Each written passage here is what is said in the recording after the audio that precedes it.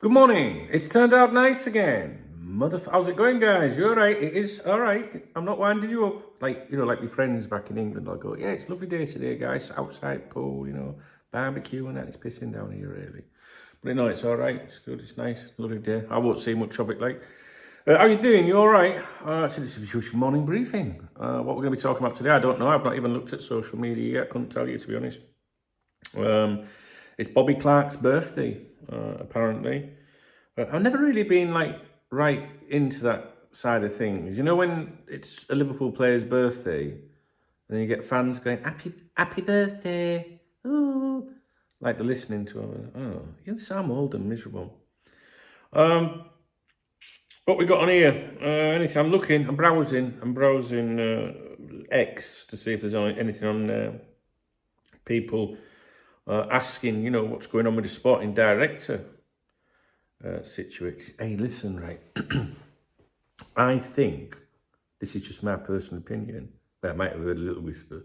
I think that Liverpool have made advances this week, or are making further advances this week. I think this week, basically, I think Liverpool are stepping it up on the new manager situation, on the managerial hunt. And I think that our big cheese, the suits at the club, are now actually actively moving around and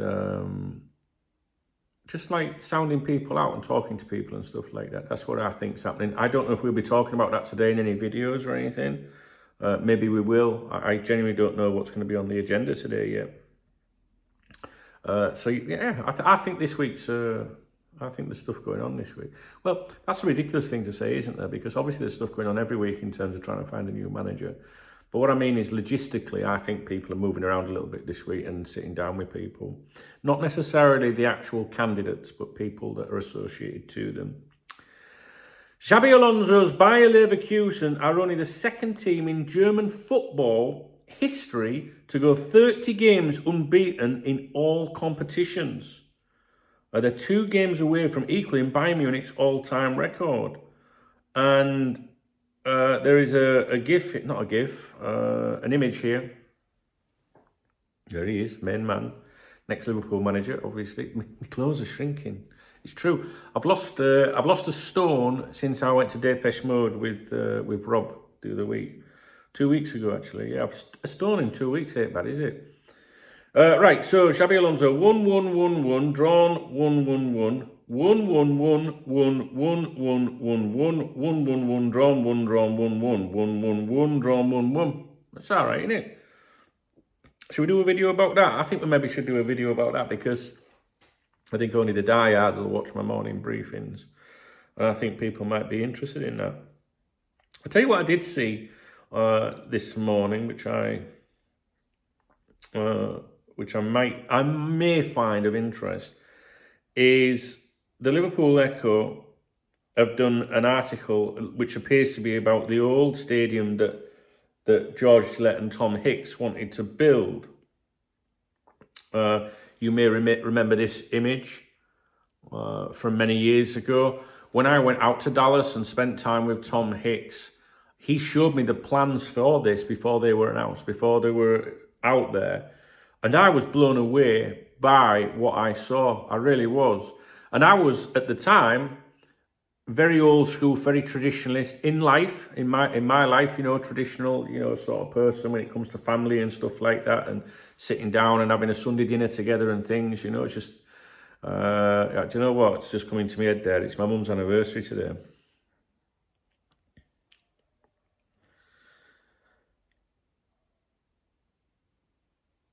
I am very traditionalist with things. So like the idea of leaving Anfield, it was always like, are you joking? I don't care what the benefits would be of a new stadium.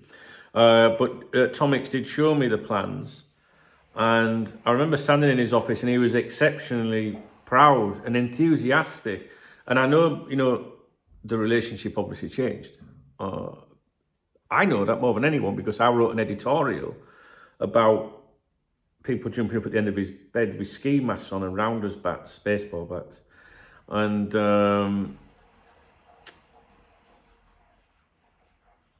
So my mind's all over the place. And, you know, but I tried to like tie it into baseball and that, and someone reported me to the police for that editorial. So no love lost there with Tom Hicks. But I can tell you that at the time, before it went sour, whether you believe me or not, whether you care or not, Tom Hicks, George Gillette, I will always wonder what may have been if the financial things, you know, the markets hadn't collapsed. But, you know, the way they treat the manager and stuff like that, and then and the club held, you know, holding it to ransom, and, you know, it went absolutely terribly sour. And I'm not naive, guys. Do you know what I mean? And when I was out there, I'll never forget Tom Hicks showing me these plans, opening them up on a great big table. And then he had his peoples there with him, you know, in his office. And he was like, we're going to do this, Duncan, we're going to do that. You know, and anyone can say we're going to do this and going to do that. But he was so enthusiastic. And he had in his office, you know, all these different bits of memorabilia to do with his other franchises and all that shit.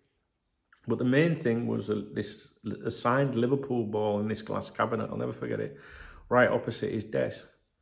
And he had his Liverpool socks and all that, didn't he? But it's whether you believe all that shit, or did he just put that ball in that cabinet because I was visiting? Do you know what I mean? But I'll always say it, even though I ended up hating the fuckers, at that point, they were good to me. Both members, VIP members on the Cop Talk website, their usernames are still on there. I wouldn't know what they are, but I did ask not so long ago and they were still on there, but I have no idea if they were active. I doubt it very much. But fun fact, George Gillette paid to be a Cop Talk member. Tom Hicks took a freebie. There's no surprises there. But anyway, let's see what it says about this stadium.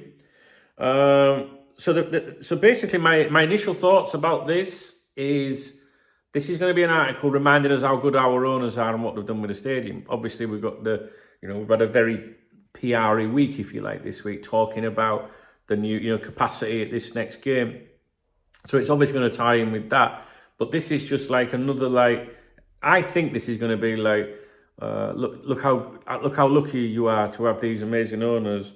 It was 17 years ago that Tom Hicks and George Gillette unveiled a futuristic Liverpool stadium, but it was doomed to failure. And then the opening paragraph is, you know, when Liverpool supporters return to Anfield on Saturday, they will see the new £80 million Anfield Road and take one step closer to being the finished article.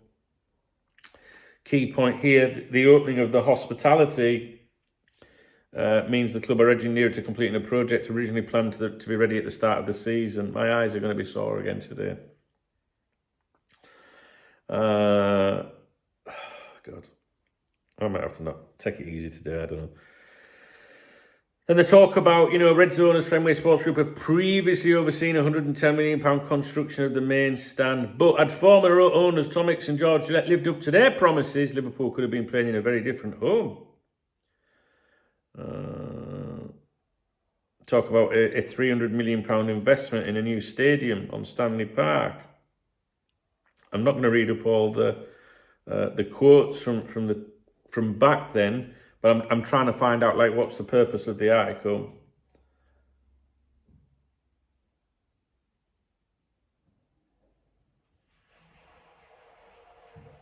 Obviously, there was Rick Parry had been.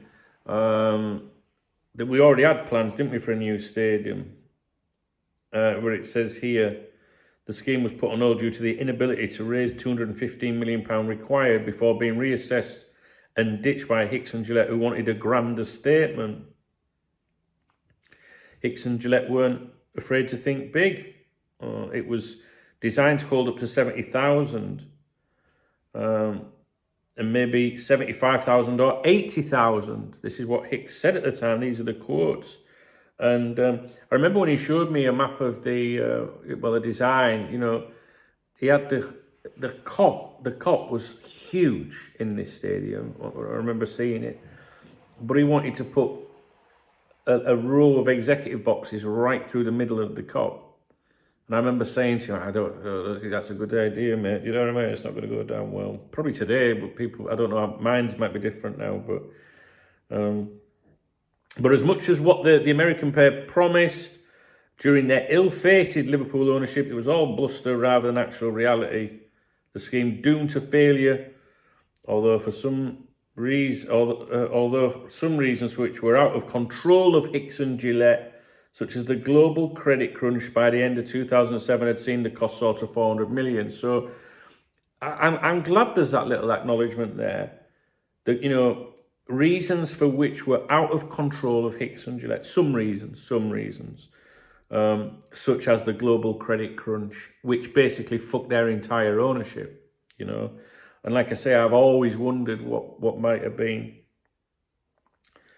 The increasing financial travails of Hicks and Gillette and the infighting that threatened to tear the Reds apart meant the stadium was placed on the back burner. As the very future of the club became under threat. I've never believed the future. There's no way in the world, us, you and me, right? All that shit about we were saved and administration. Oh, what a load of fucking wank. Like Liverpool Football Club's going to go under. Fuck off, City. A chick watched one of my videos yesterday, right? Don't know her very well. But she said one of your videos came up, and so I watched it. It was on my other YouTube channel, youtube.com/Duncan Oldham. Come and have a look. I put 2 videos on there yesterday. I'm doing another one today. And it's good to see some of you guys come over and comment. I do appreciate that. And she watched one of my videos, or 2 of my videos on there yesterday, and she went, "You do swear a bit, don't you?"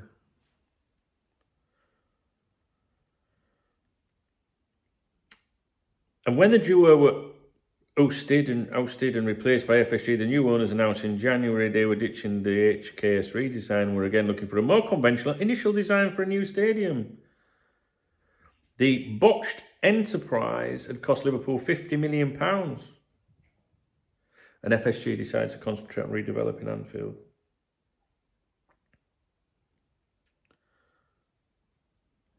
And to be honest with you, that's the article. There's nothing else in it.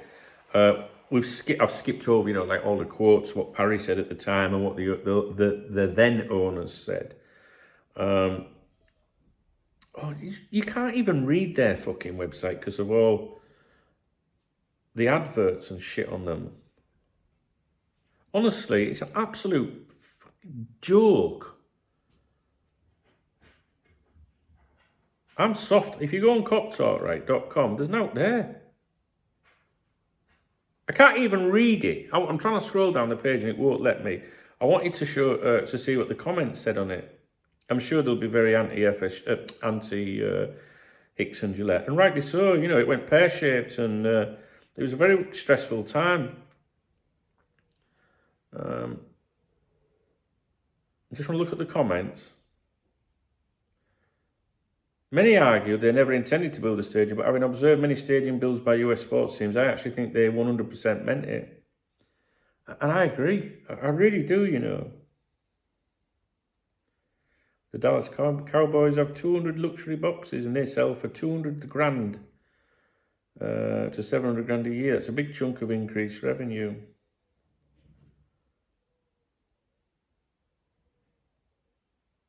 It went sideways though with the economy. This is not a Hicks and Gillette were good. This is simply, and I think they intended, this is simple or whatever, and I think they intended to build a stadium, but the cost and red tape skyrocketed the price.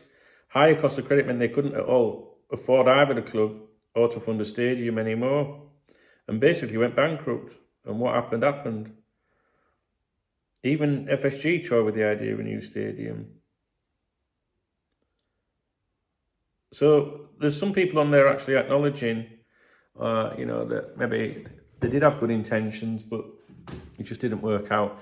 And it doesn't excuse the way they conducted. I mean, they tried to cling on. I suppose if you know, were millions, billions, zillions, well, not billions, but, you know, if you were financially invested into something like that, I think I'd try and cling on as well. So, but I don't want you to think that, you know, I'm a fan of George Gillette and Tom Hicks, but I did have the pleasure of dealing with these people, and it was a pleasure at the time, and I'm never going to deny that. They were good people with me, and you know, people, you know, yeah, they try and create an image or try and look after you, so you go and say positive things about them. I'm not naive, guys. I'm not a div. Well, I am a div, but I'm not in that sense. No one can pull the wool over my eyes. I genuinely think when he opened and showed me those plans that Tom Hicks meant every single word, you know. But we'll never know. But the article is very much along the lines of like, aren't we lucky now? You know, we've got these people. So there you go. Maybe we are lucky as well. Maybe we are lucky. So that was just something else. I don't know what we're going to talk about today. I don't think there'll be a lot of videos today, to be honest with you. My eyes are a bit sore. It's a shit date. And I don't know. I've still got my responsibilities and things to do, obviously. So I'm going to crack on with those. I will, however, do a live stream today. It would be lovely if you came along and supported that. I don't know when it'll be. I've just had a mate come out of hospital. He had an operation the other week, and it went wrong, so they had to redo it again. He's got like bolts in his spine or something. I said I'd pop up and see him this afternoon, so I will go and see him. My uncle, as you know, has just had a mini stroke, or well, I don't even know what he's had really, but he might be going back in for an operation. So there's all sorts of fucking people. You know, let's just get pissed. Is it Saturday yet? So yeah, there's a lot of things going on, you know, whirling round in my head about things I've got to do and today and that. So I don't know if I'll be around much today, but I'll try. All right, guys. I appreciate those of you that have watched this video right through. Please let me know. I like to see who really does watch my videos. So please drop me a comment. Please thumbs up the video if you appreciate my effort. And I know it's only Wednesday, but if you want to if you want to buy me a coffee, or a pint, please hit that super thanks button or whatever it is somewhere underneath the video, I think. And I will add your name to the video description of every video I upload this year. I've got a good little squad in there, like people on there, bless them. It needs updating. There's a couple of names to go on there yet, so I do appreciate it, guys. I feel I'm rambling a bit today, so but you know, today's a difficult day for me, so I do apologise. I'll speak to you in a bit.